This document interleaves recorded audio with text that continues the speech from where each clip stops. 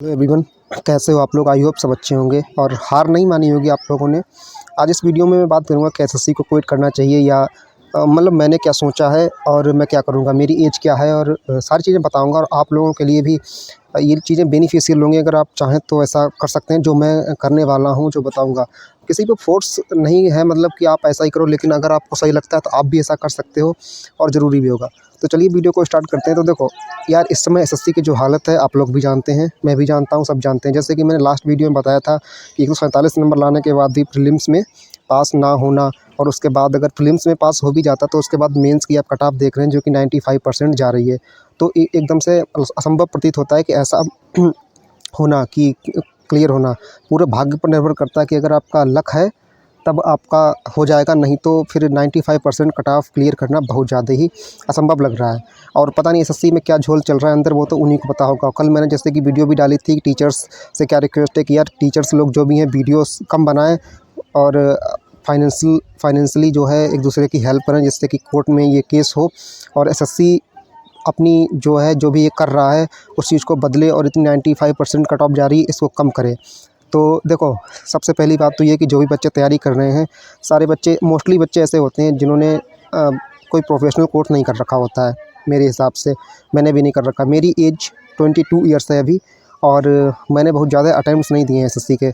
मैं जैसे लास्ट वाला अटैम्प्ट दिया था, इससे पहले भी कुछ अटैम्प्ट दिए थे मैंने, बट बहुत ज़्यादा अटैम्प्ट नहीं दिए हैं मैंने। हालांकि मैं तैयारी काफ़ी दिन से कर रहा हूँ, मैंने सीधा 12th के बाद तैयारी करना शुरू कर दिया था, बट कई बार बीमार हुआ, उस चक्कर में एग्ज़ाम रह गया, कई एग्ज़ाम से 2 महीने पहले बीमार हो गया, तो इस तरह से काफ़ी डिले होता रहा चीज़ें।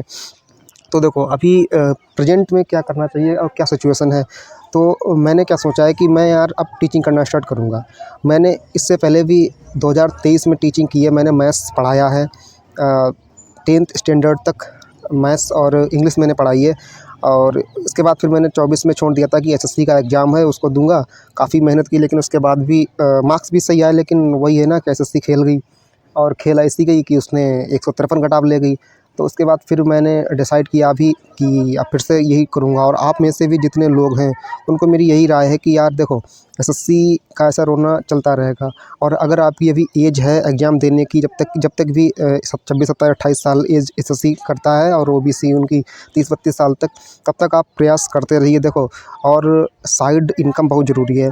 तो या तो टीचिंग करना स्टार्ट कर दीजिए, कहीं ट्यूशन मिल जाए उसको पढ़ाना स्टार्ट करिए, या तो अगर कहीं आप वैसे जॉब करते हैं 9 to 5 जॉब जो होती है उसमें फिर टाइम नहीं मिलता है।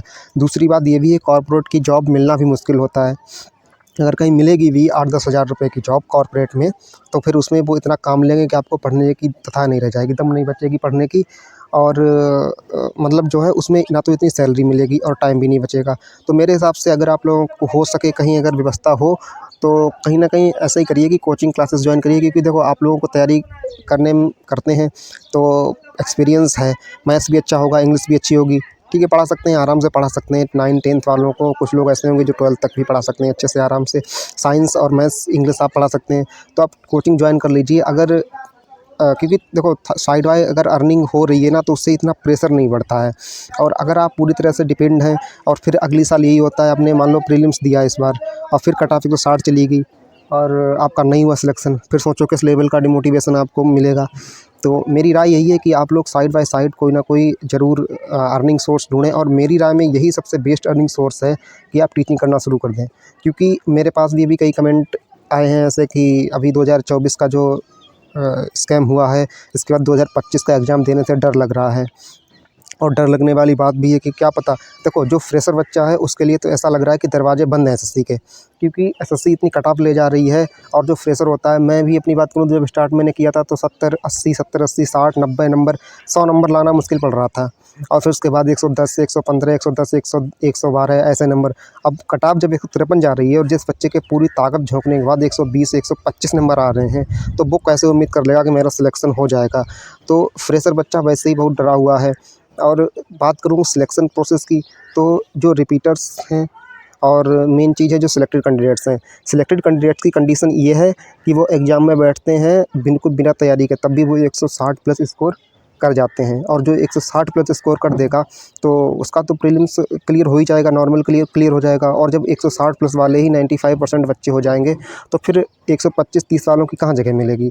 तो इसलिए मेरे हिसाब से एसएससी में अगर आए हो तो लॉन्ग टर्म सोच के चलो कि 2 ढाई 3 साल देने पड़ेंगे और रगड़ के चलना है। इसीलिए साइड बाय साइड कोई इनकम सोर्स ढूंढो और उसके साथ तैयारी स्टार्ट करो, नहीं तो फिर बहुत ज़्यादा दिक्कत और प्रॉब्लम में पड़ जाओगे। और फिर से मैं यही कहूँगा कि देखो, इस वीडियो को भी शेयर करें आप लोग, ताकि जो नए बच्चे हैं, जो अभी तैयारी में आए हैं और हिम्मत दिखा रहे हैं, देखो हिम्मत एक टाइम पे टूट जाती है। हिम्मत दिखाना सही बात है, और तैयारी में देखो 100% दीजिए अपना, बिल्कुल डिले मत करिए कि चलो अभी चल रहा है, चलने दो। टाइम का पता नहीं लगता है। अभी आपकी एज किसी की अभी किसी ने 12th किया होगा तो किसी की एज 18 साल होगी, 19 साल होगी।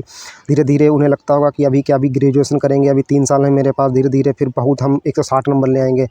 और सब चीज़ें धीरे धीरे ही करते हैं, तो धीरे धीरे में सब धीरे धीरे ही रह जाता है।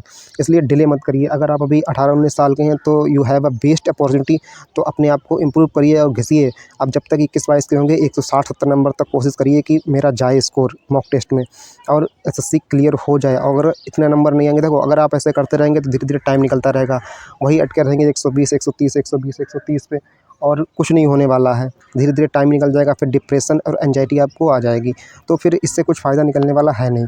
इसलिए मेहनत करिए डांट के, जितनी भी हो सके। ऐसा समझिए कि अगर अभी आप 18 साल के हैं तो मेरा ये समझ लीजिए ये लास्ट अटेम्प्ट है। 18 ही एसएससी की लास्ट जो है एज कैटेगरी है, जो उसका क्राइटेरिया एज का वो 18 ही है। तो मुझे इसी बार क्लियर करना है, अगली बार 19 में मैं ओवर एज हो जाऊँगा, ये मान के तैयारी करिए, तभी हो पाएगा।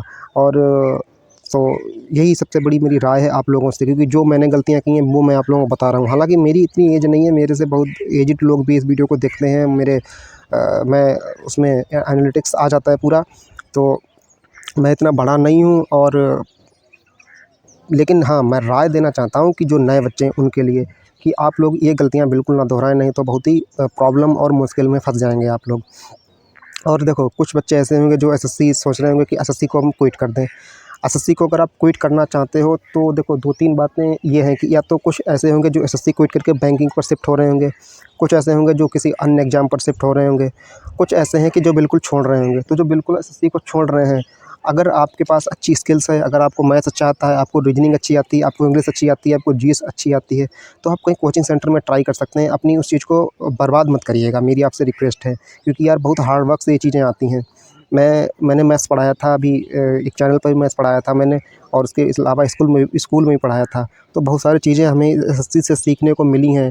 और एग्ज़ाम फेयर नहीं हो रहा है, जो कट ऑफ जा रही है उसमें हमारी गलती नहीं है। आप इस चीज़ को छोड़िएगा नहीं। अगर देखो आपके पास अच्छी प्रोफेशनल कोई कोर्स है, एमबीए, बीटेक का, तो तब आप कॉर्पोरेट में जाइए। अगर आपको अच्छी सैलरी मिल रही है तो आराम से आप जॉब करिए। और अगर आपके पास ऐसी डिग्री नहीं है कोई, और आप क्विट करना चाहते हैं, तो यार क्या करोगे आप बताओ? आप ऐसे ऐसे कहीं एटीएम में तो जॉब करोगे नहीं, गार्ड की, सिक्योरिटी गार्ड की। तो इस चीज़ का यूटिलाइज़ करें और कहीं अच्छी कोचिंग में जाएँ, आपका सिलेक्शन हो जाएगा यार, ट्राई करें। और मेरा तो भी चैनल इतना बड़ा नहीं है, नहीं तो जब चैनल मेरा अच्छा हो जाएगा तो मैं इस पे टीचिंग करना स्टार्ट करूँगा। और हम जैसे बच्चे हैं जो भी तैयारी कर रहे हैं और नहीं सिलेक्शन हो पा रहा है, किन्हीं वजहों से एग्ज़ाम फेयर नहीं हो रहे हैं, या बहुत सारी चीज़ें हैं, प्रॉब्लम्स हैं। और सारे लोग अमीर नहीं होते हैं यार, सब मीडियम क्लास, अधिकांश लोग मीडियम क्लास से होते हैं मेरी तरह। तो मैं एक प्लेटफॉर्म बनाऊंगा इसको अच्छे से, और कोई एक्सपीरियंस नहीं होगा। ऐसा नहीं कि आपको 10 साल का एक्सपीरियंस है, आप गूगल फॉर्म भरिए, नहीं।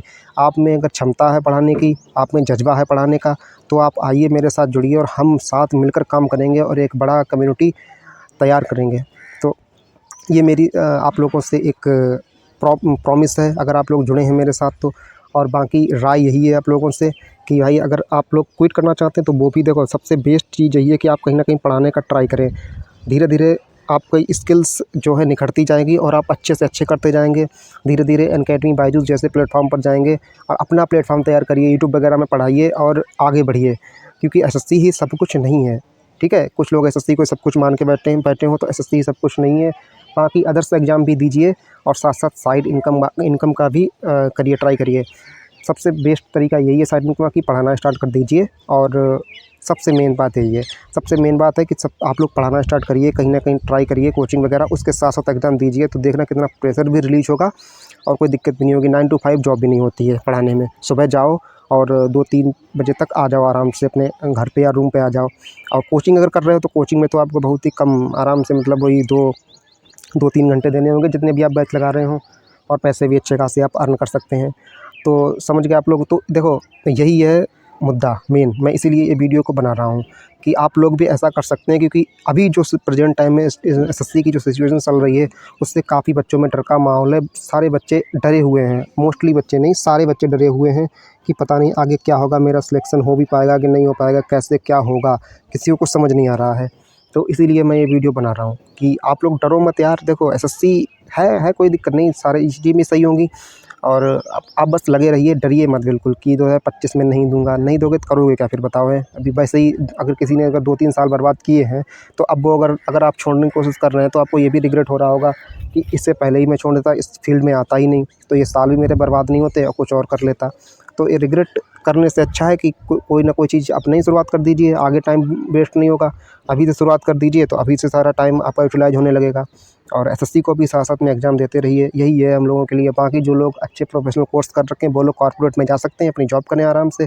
जॉब मिल जाएगी यार, हालाँकि मुश्किल होती है, कम पैसे मिलेंगे लेकिन जॉब मिल जाएगी। और क्या कहते हैं उसको, डेस्क जॉब मिल जाएगी आपको, अगर आपने अच्छे खासा कुछ कर रखा है तो।